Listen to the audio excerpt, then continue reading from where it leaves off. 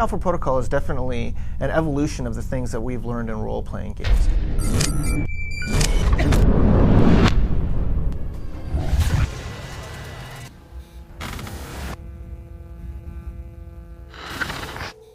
An RPG is a role-playing game, and as you go through the game, you basically discover either more about yourself or more about the story that's actually occurring. Moving into the late 90s, there was a resurgence in role-playing games that we were lucky enough to be part of, with games like Fallout and Baldur's Gate and Planescape Torment, where the genre really advanced and became much more story-based. We have quite a pedigree in working on games like Star Wars Knights of the Old Republic 2, Neverwinter Nights 2. And then we were able to branch out to doing sort of more experimental RPGs, which we're doing with Alpha Protocol, which is our first real-world RPG, which I'm incredibly excited about.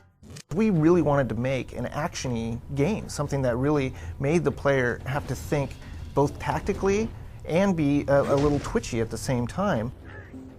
When it comes to Alpha Protocol being the forefront of modern RPGs, I definitely think we have some things going for us. You have player character growth, RPG systems and stats, combat. We have a lot more action elements in a kind of a real-time setting. Story that branches with dialogues. Our combat mechanics are excellent. Tons of items and equipment.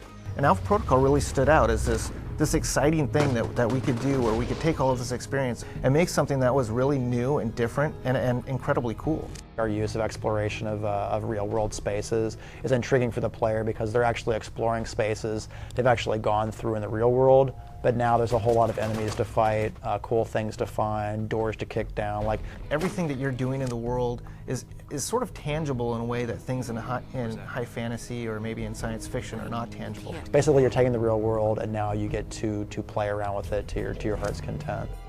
All of the owners and a lot of the senior level people at the company have role-playing experience that dates back to pen and paper. And in a pen and paper game, you can kind of do anything you want. And so when we go into making a game, we want to try and have that same sort of experience. Choice and consequence in a role-playing game, we feel very strongly about as sort of core to the role-playing experience.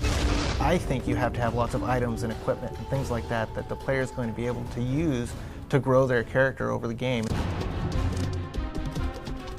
Everybody talks about story in games and that story is the most important thing, but I think we really hit it. The more we allow a player to customize and sort of choose the skills and abilities they want and then see the repercussions of those choices in the actual game environment is very, very important. Like if you choose to let an arms dealer go within the game, if we let him go, he could lead us to the people he sold the missiles to. That actually has game mechanic repercussions on missions that are tied to that hub. So if you let the arms dealer go, for example, that actually means terrorists you meet later on, they're more well armed, they're better supplied. In the end, I think what's the most important thing is choice.